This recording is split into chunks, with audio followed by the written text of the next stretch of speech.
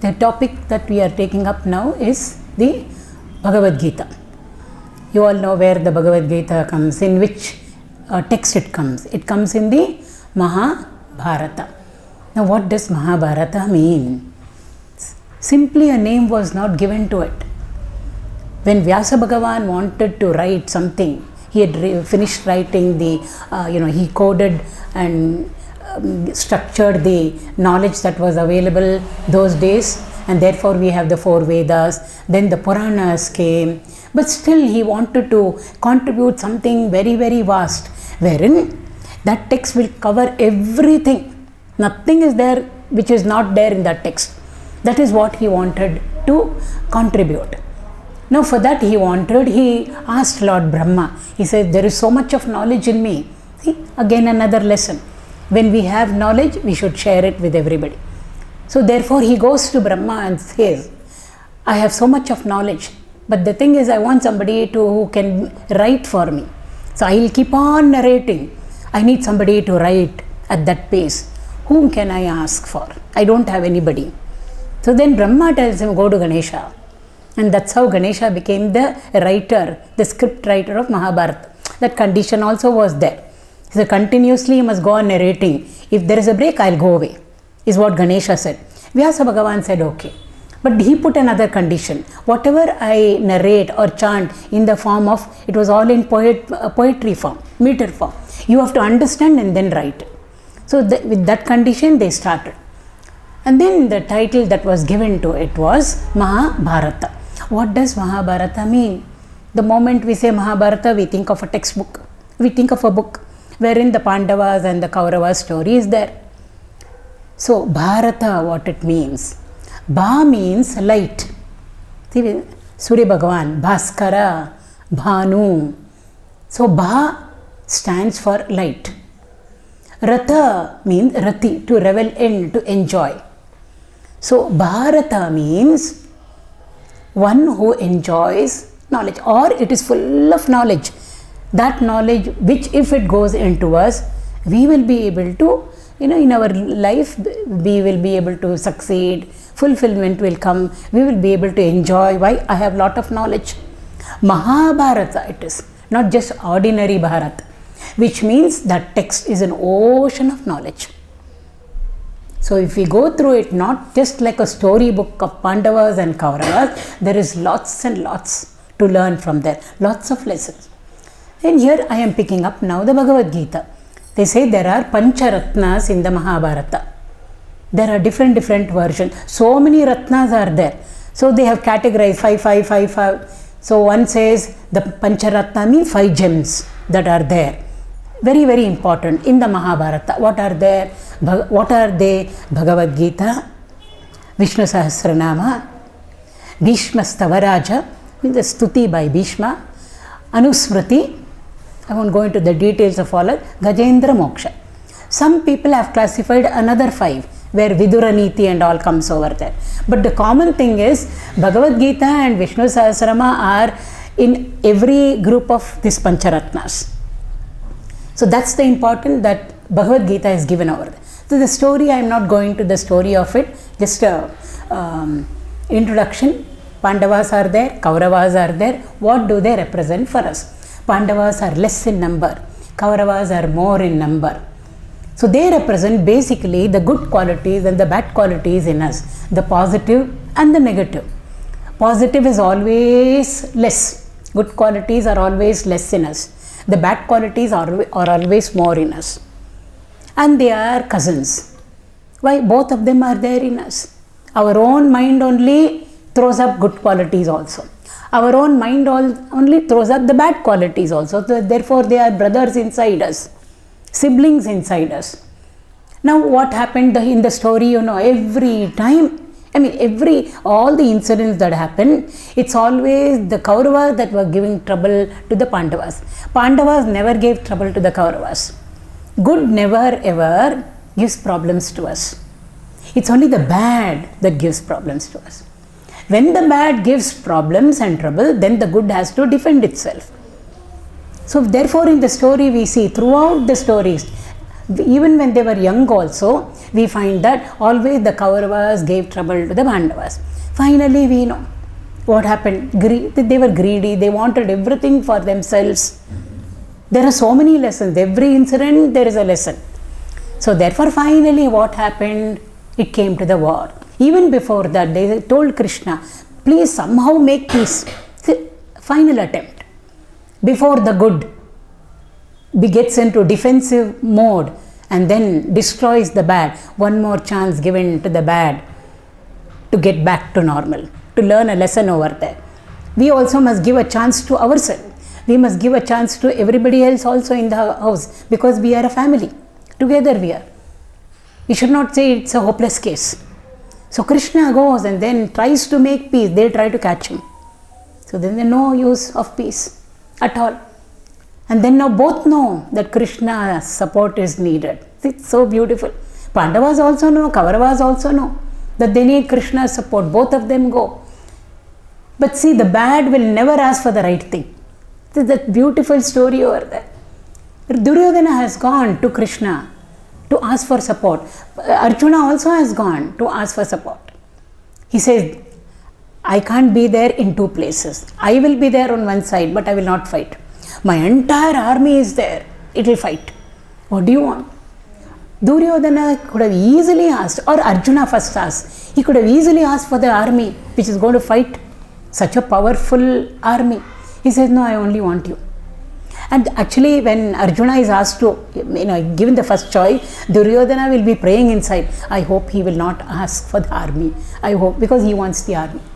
See, even when we are given a situation wherein we can choose the right thing, if we are wrong, we will choose the wrong thing only. Or if we are bad, if we are negative, the Rakshasic qualities are there in us. Even if good is there in front of us, we will choose the wrong. See, these are all lessons for all of us. So we know what they chose. And finally they assembled over there on the battlefield. The Pandavas and the Kauravas. There was no other, war was inevitable. Where did they assemble? Battlefield, what is the name? Kurukshetra. They assembled in the battlefield. Because big armies are there. The Pandava army is there. The Kaurava army is there. So they have to fight. So it has to be a vast land over there wherein they have to fight. Ranabhumi, we say, battlefield. What was chosen? Kurukshetra was chosen. Very interestingly, Kurukshetra is not a battlefield. It's a pilgrim center. Will anybody choose a pilgrimage center for war? No. But it's a pilgrim center. How did it become a pilgrim center? Why was it chosen? So therefore, if we all the time want the good to win over the evil or the bad, the mind should be in a very, very beautiful, conducive situation. Environment of the mind, mental environment should be very, very good. Which means Kurukshetra. See, it reflects on Kurukshetra. So Kurukshetra is not just an ordinary battlefield wherein the Pandavas and the Kauravas have assembled. We know who should win. Who should win? Pandavas should win. And Pandavas winning means Dharma should win. Adharma should lose, should get destroyed. How should that battlefield be? That is why in the first shloka of the Bhagavad Gita itself, it is said, Dharmakshetre Kurukshetre. In Kurukshetra, the Pandavas and the Kauravas have assembled to fight the war. And Kurukshetra is being qualified, adjective added over there. What is it? Dharmakshetra. It's a Dharmakshetra. What is a Dharmakshetra? Kurukshetra is the Dharmakshetra, which means that is the place where ultimately good is going to win, or Dharma is going to win. That's the meaning over there. Now it's very beautiful how this Kurukshetra came into being. There's a small little very beautiful story behind it. I already did tell you it's not an ordinary battlefield. It's not a city. See, Hastinapura, it's a city. Nagara means a city. But here we are calling it as Kurukshetra. Kshetra means a region, a field. So how did this Kurukshetra come about? In the Puranas it is there. There was one king called Kuru. I am going through the story very, very briefly. Kuru was a king who belonged to the lunar dynasty, Chandravamsha. In the Satya Yuga, he was there, ruling over his kingdom. Very, very good king. One was following the path of righteousness. He was following the path of Dharma. So he's a very good king, noble king, very charitable person, generous person. All the people were very, very happy with him. They loved this king. Now once he traveled, most of the kings, they travel to understand the problems of their people. So he was traveling. When he was traveling, he came to the banks of the river Saraswati. So that area over there was called as Uttara Vedi. Uttara means north. Vedi means platform or a region, area. There are 5 Vedis. Uttara, Dakshina, Purva, Paschima and Madhyama. Madhyama means middle. The other view, north, south, east, west. So this was called Uttara Vedi.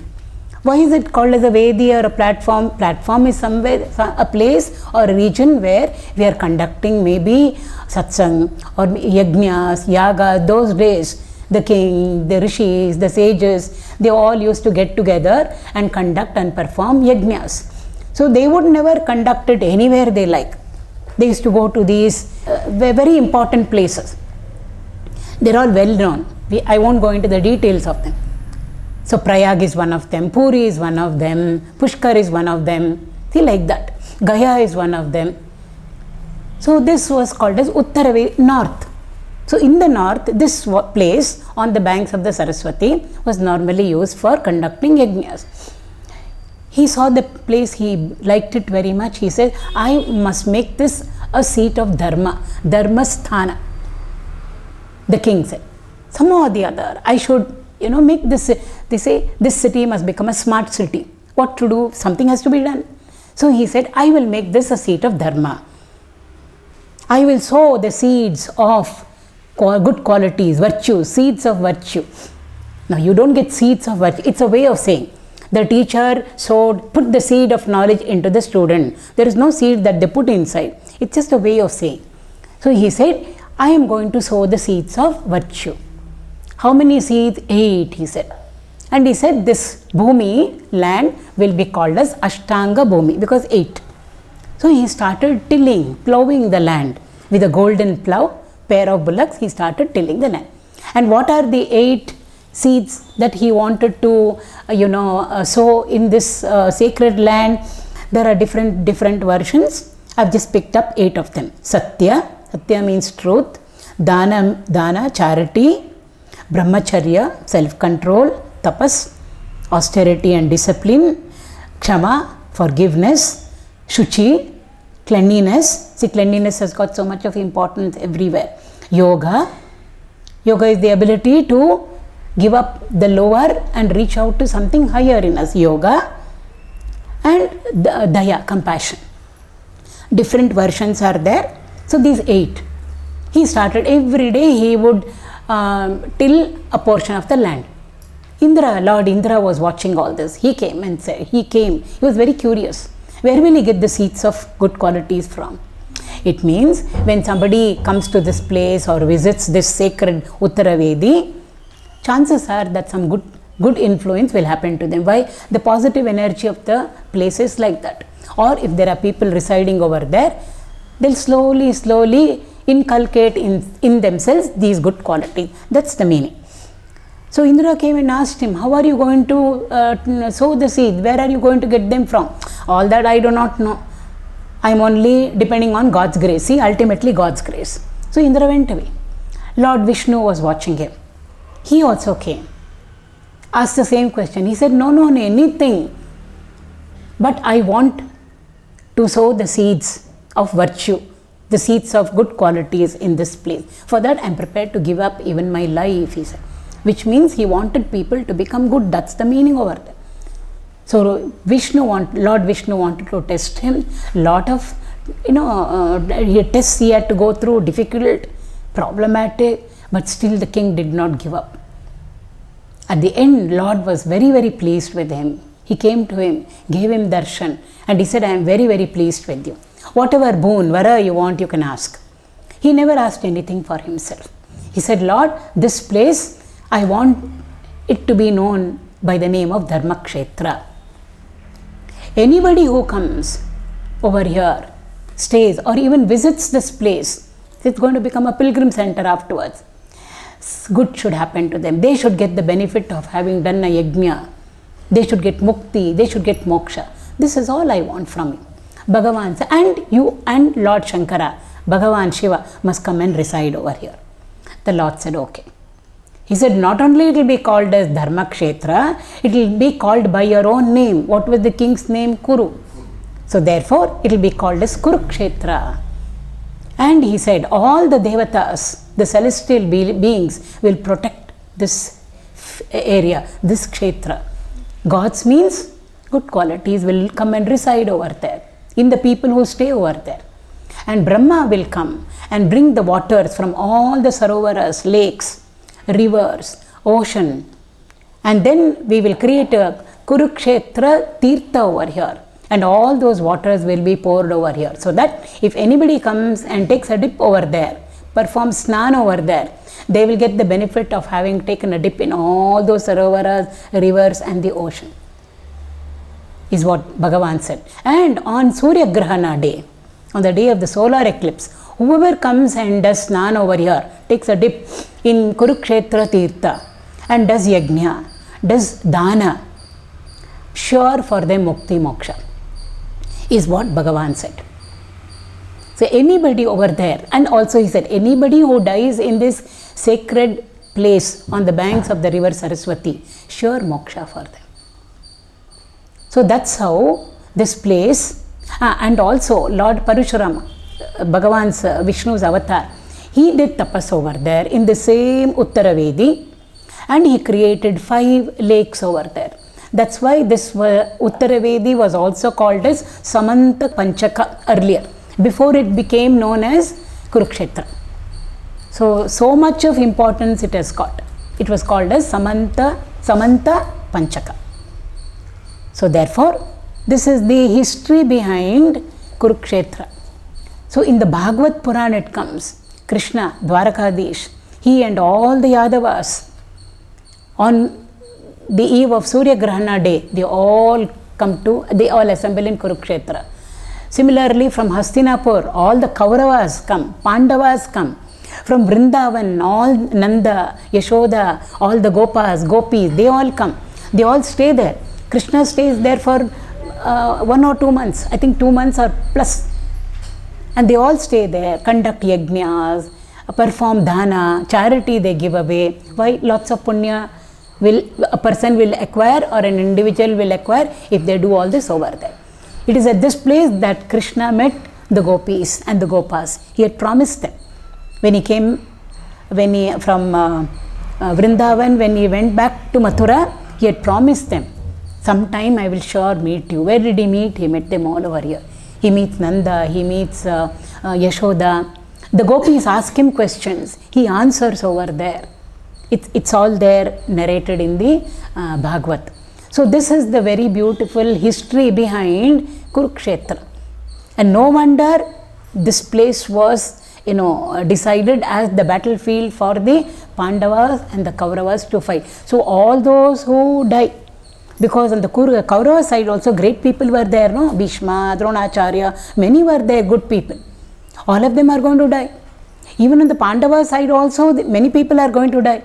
Krishna made sure, whoever dies in this Dharma Yuddha, in the war between the right and the wrong, sure for them mukti. Why? It is being, the battle is being waged in the sacred plains of Kurukshetra. That is why it was chosen. So the first line of the Bhagavad Gita itself starts with this, Dharma Kshetre Kurukshetra. So this is what I wanted to share with you all today, the origin of what exactly Kurukshetra represents. So our mind should be like a Kurukshetra. Kuru means to do, Kshetra means field, to do field means work field. How our mind should be? Our mind is a Kurukshetra, it should be like a Dharma Kshetra. Only then good can win over the bad. So this was the next part of the introduction that I wanted to give. Slowly we will enter into the text. So in the next class we'll talk about what is the contents of the Gita. 700 verses are there. Somebody asks, what is there in the Gita? We can't enumerate all the 700, right? I should be able to tell them in one sentence what is the contents of the Gita. So that, what does the Gita Upadisha mean? Slowly we will go through it and then enter into chapter by chapter.